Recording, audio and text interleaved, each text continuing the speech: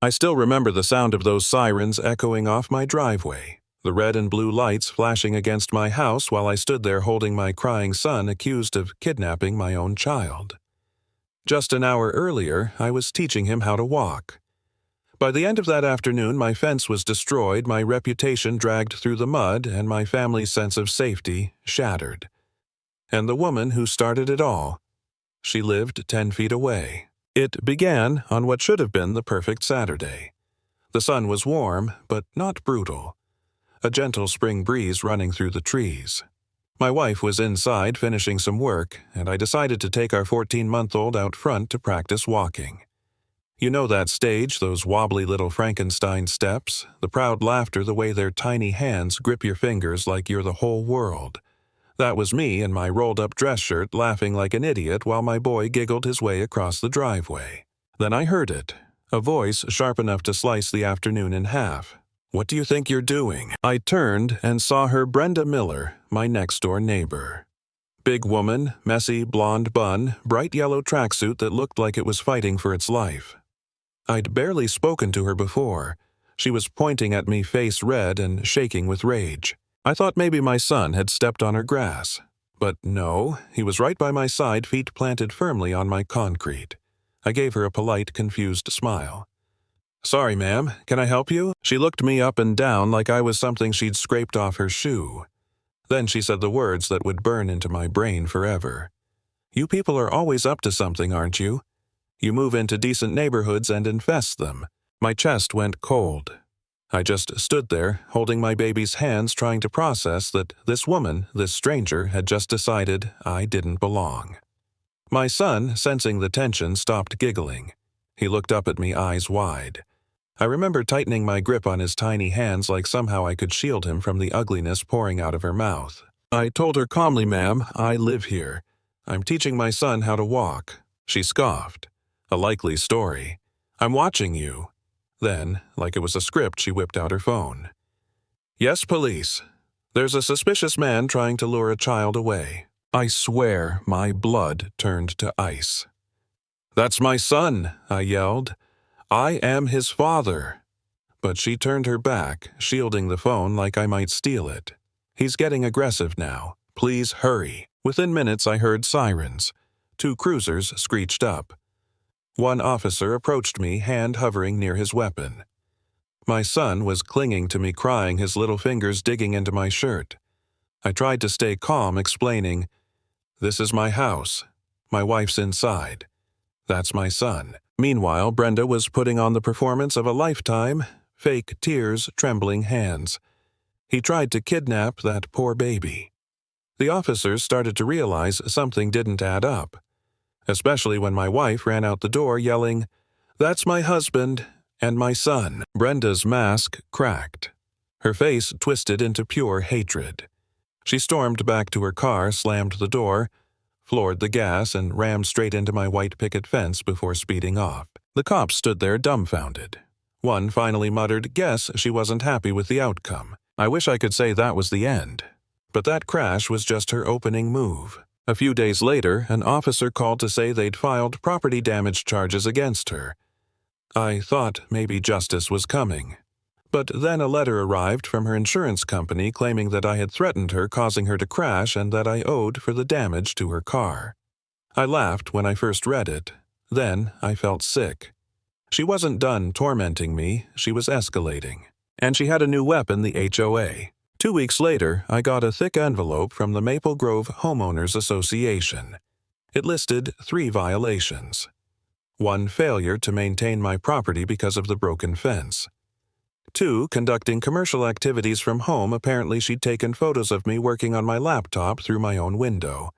And 3, intimidating behavior toward a fellow resident. I called the HOA office immediately.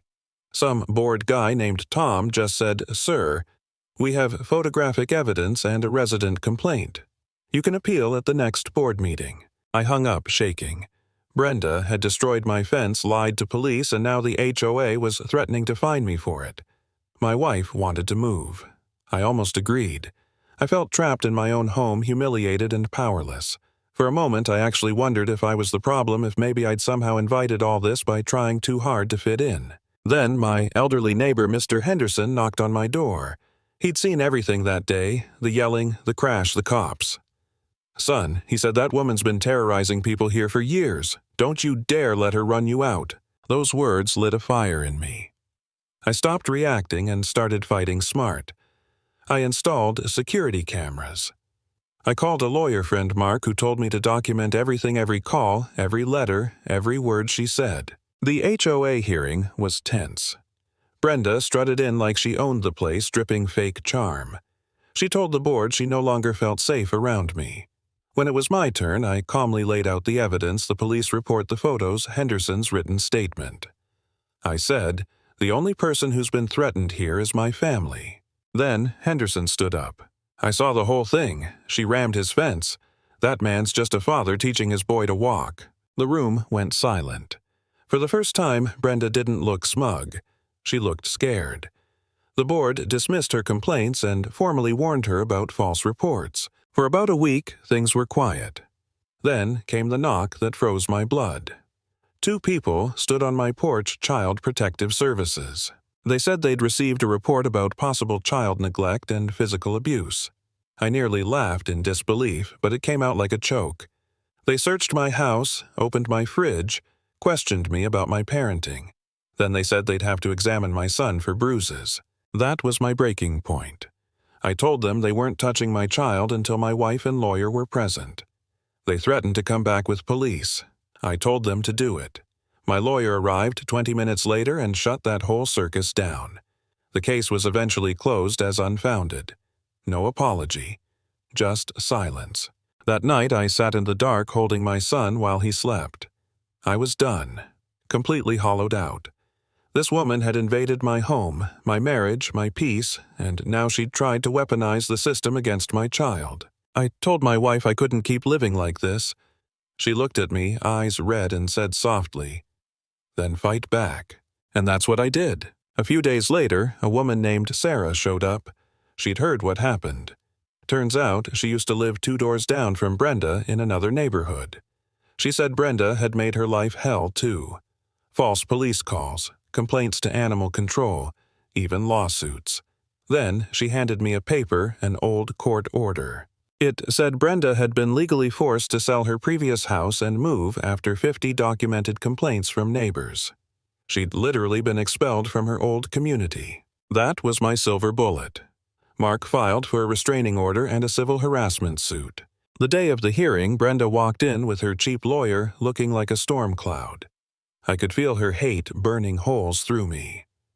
But when Mark laid out the evidence, the police report, the HOA letters, the false CPS claim, and finally that court order from her last town, the entire courtroom went silent. The judge looked up, expression like stone. "Miss Miller," she said, "your pattern of harassment is one of the most reprehensible things I've seen in years." Brenda tried to interrupt, but the judge cut her off. "Be silent. You've said enough." Then she turned to me. "Mr. Miles, to you and your family, I offer my sincere apologies for what you've endured. The temporary restraining order is hereby made permanent for 5 years. Miss Miller, you are not to contact, approach, or file any report against this family for any reason. Violate this once, and you will be arrested immediately." Brenda didn't argue. She just stood there pale and shaking while the gavel came down. The legal part moved fast after that. Her insurance company reversed its stance and paid for the new fence. She had to cover my legal fees and damages. The HOA issued a formal apology. Then one morning I walked outside and saw a for sale sign hammered into her front yard. I didn't celebrate. I just stood there watching the moving truck load up her junk piece by piece. When her car finally pulled away, the street felt lighter, like the air itself had been holding its breath all this time. I rebuilt the fence taller this time. My son, now steady on his little legs, loved to run along it, slapping the new wood and laughing. The same driveway where our nightmare began had become his playground again.